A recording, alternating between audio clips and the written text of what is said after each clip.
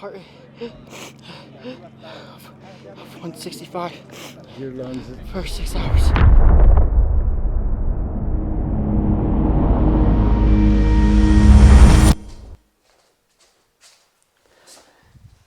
Well, let's recap.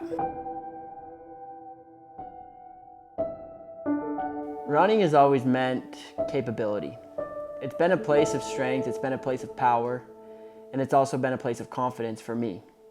Every single day I go out, I log miles, and it's just me out there. I'm the one who showed up for me. I'm the one who put my shoes on and got out the door. And every single step I take while I'm out there is another stack of evidence that I am who I say I am. And so running has always meant a lot as I build the person that I want to be.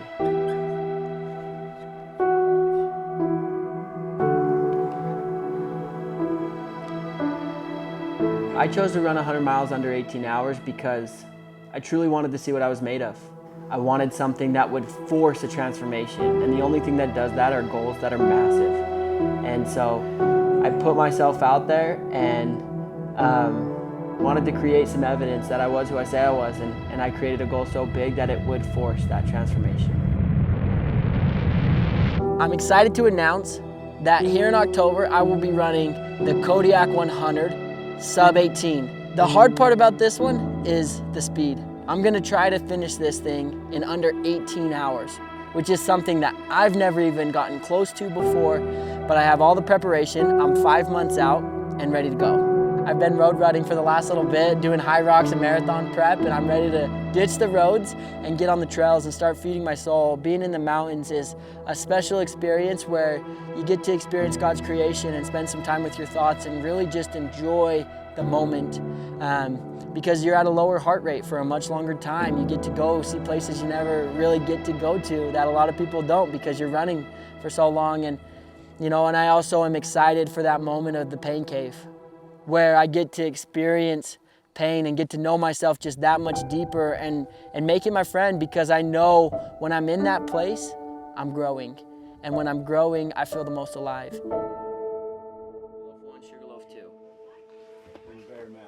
And then Bear Mountain. Bear Mountain will be, that's a ski resort. If you go down Big Bear Boulevard.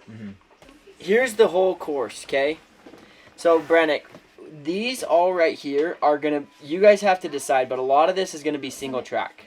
So the first 30 miles is, So that's Crab Flats. yeah, you can do as much as you can to get there, but like, for example, the beginning of the race from here, you see this little line?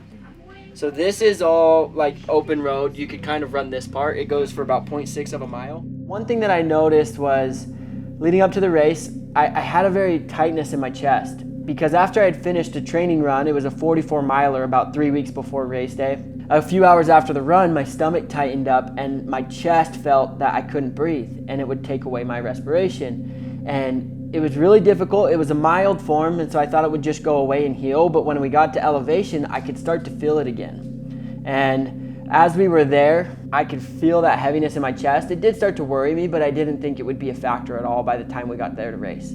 So as we were checking out the trails, it was fun to go explore and to really experience everything Big Bear had to offer. It was a beautiful place, huge mountains, and the best part about it was exactly the terrain I had been training. Exactly. It was just like my runs every single day. And so I got honestly very excited. It's like, I know this course was built for me. I'd appreciate that,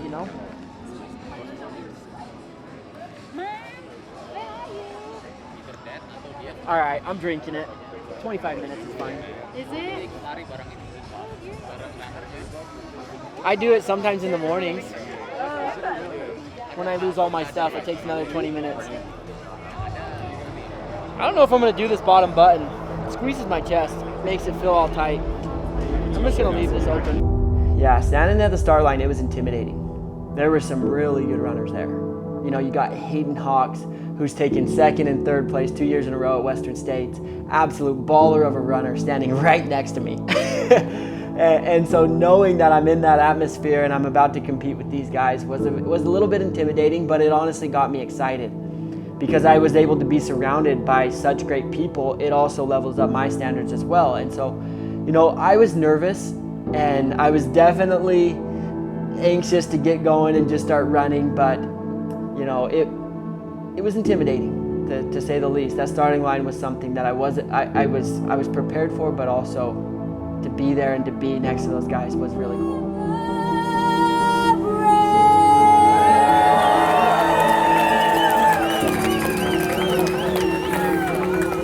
Wow, what a fantastic performance! And now we are less than 7 minutes until go time here for the Hoka Kodiak Ultramarathons by UTMB. So the start of the race, the gun goes off.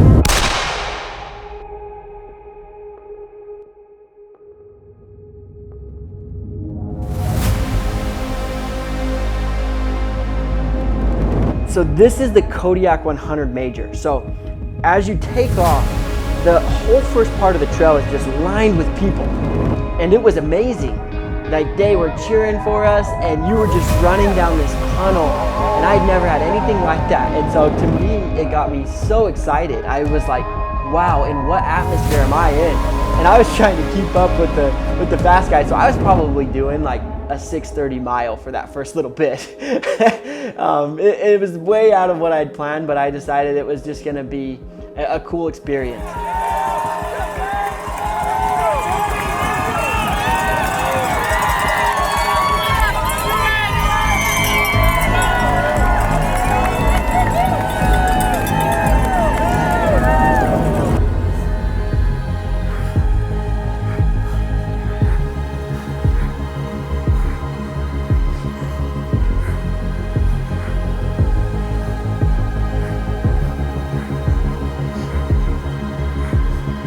So what happened on Kodiak is it starts off wide on like a big trail that you could drive, and then it funnels into a single track.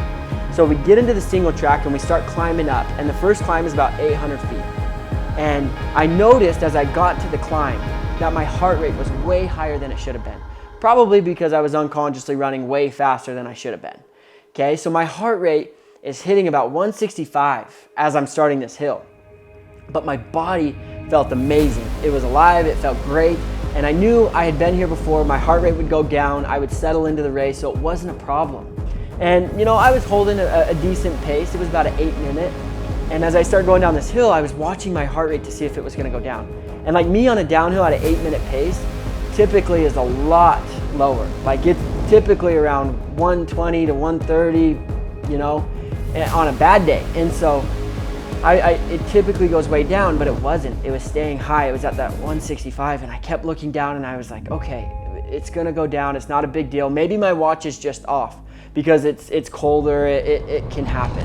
So over the last year, not everything was a race that made the transformation. Honestly, a lot of it came out in the training, in day-to-day, showing up for myself and logging miles and being in my own head, and then seeing how that comes and translates to my family, to my business, to my confidence and how I show up.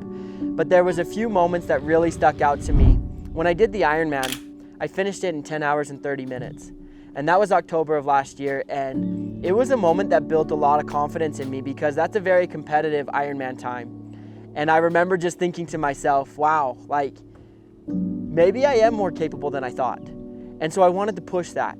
And so over the next year, I did the Hurt 100, which was a total mountain race, 25,000 feet of elevation. And I learned a powerful lesson that I really just needed to run my own race. Stop comparing myself, stop letting other people set the standard in my life, and allow myself to set the standard. And as I do that, I become a very competitive person that can accomplish hard things.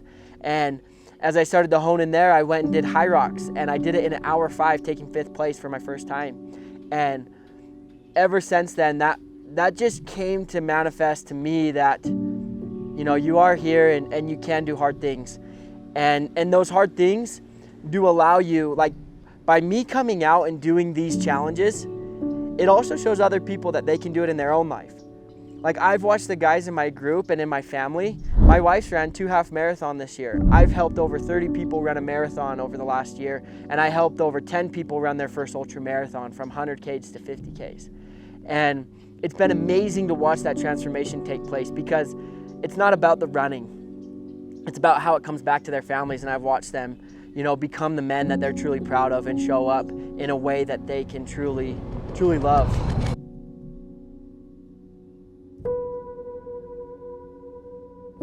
Now, I come into that next aid station. I'm about at mile 16. I get in there, and then all of a sudden, my body just goes flush. And I start profusely sweating, which is something really abnormal for me. I've never had that happen like it did. It just starts draining every liquid in my body. And so I was like, hey, can I get a few waters? I drank probably 2 or 3 of them in the aid station. I could just feel my entire body clenching up. My whole chest, my gut, everything inside just started to go. And I said, oh boy, like I'm not okay right now. So I get out of the aid station and I start running. And all of a sudden it was like, oh, I can't breathe. My body isn't feeling good.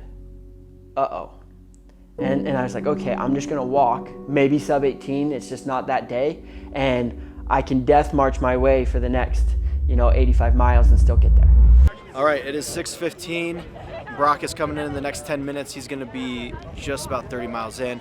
This is the first time that we'll see him, that Kelsey will see him since he started, and his dad. We got a cheese quesadilla and potatoes for him. So we'll see how he's doing. We're just about to hit sunset, so I think he's doing well. Haven't heard otherwise, so we'll see.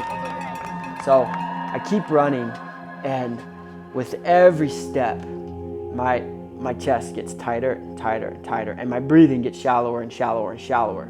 And so by the next aid station, which was about 5 miles away, my esophagus was just almost completely closed. I started getting dark, blacking out on the sides, and I just said, I'll pass out before I die. And I just kept that on repeat in my head. I will pass out before I die. I'll pass out before I die, because I knew no matter what, I needed to get to that aid station. And at that point, I would problem solve. I come into the aid station, I see Kelsey, and she starts cheering me on. She's happy to see me. And all of a sudden, her eyes go really wide. And I just remember, like, that was the only thing I could see was her eyes just, uh-oh, he's not good.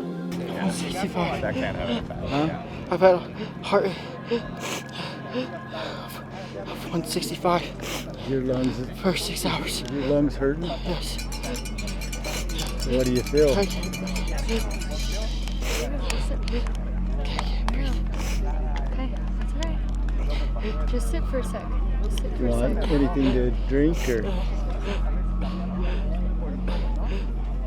I've had hip injuries, I've dealt with knees, ankles, and that's the type of pain where you can problem solve, you can push through, you can figure it out.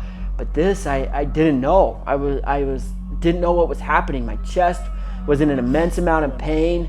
I felt like I was just gonna tip over, and I couldn't even see out of my eyes. And I was just sitting there like, what am I gonna do? Do you want me to go ask him? Got some fluid in them, you think? I can't see very good. You guys are all blurry. I've never prepared for something more than this race, ever in my life. This was something I had told Kelsey and Cam about probably 2 years before, that I wanted this race. Basically, for the last 2 years, my whole goal and purpose of every challenge that I'm doing is to get the infinity stones of endurance racings. So that is like Boston, running all major marathons. I want to be able to go to Mont Blanc, which is basically the Boston of ultramarathons. I want to go to Kona for the Ironman. I want to go to the World Championships of High Rocks. And so that's based everything that I've decided on for the last few years as far as physical challenges. And I knew this one was going to be one of the biggest challenges I had ever taken on and take the most amount of time. That's true. If I'm out there, I'm running. I'm not walking. You want to just walk around this trailer and see how you feel?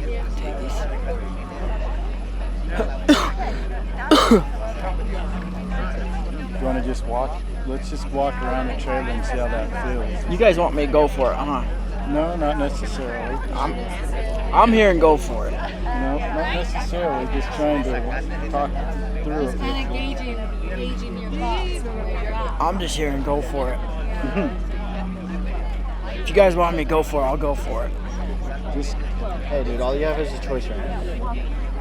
Yeah, that's true, huh? We really hate that drive home if we leave right now. Oh, except we probably have to go to the doctors and get an x-ray on my chest because I got to see what's going on in there.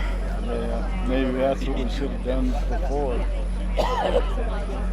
Probably some gigolos or something. All right, can you hand me my blue jacket? Kelsey says that's the one that looks the best. Right here? We're gonna go for it. Just walk around this trailer. Text Dom though. Hey, text Dom. Tell him I'm sucking. Well, let's just walk around this trailer and see how you feel. Okay, give me that potato. I'm gonna eat that whole thing. I'm not saying go. I'm hearing motivation. I was just saying go. I'm already convinced. Yeah, don't. Wow. No, we're not going if you're not gonna be okay. Ow, soft. Sorry. I thought that was soft. It hurts. Yeah, maybe that'll open it up. Do you want it anywhere else? Yeah, on my bum. Let me do it. Where on your bum? I gotta put it. Give me I already some. got it. You don't want it on your hands, hon. Just both cheeks. Okay, let me see. On your Not like in the sciatica? crack. Yeah. Let's get this. No, deeper. Yeah, there you go. Okay, other side.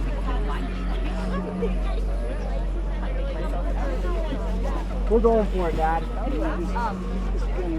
Fine? Your guys' response. Is that fine? You know, my dad says to me, he was my crew chief, he says, let's just try to walk around because at this point I'd kind of calmed down. I could breathe a little bit. It was still very shallow, but I could kind of get some air down. He says, can you walk? You know, because if I could walk, maybe we'd try to make it the next 70 miles and walk our way through it.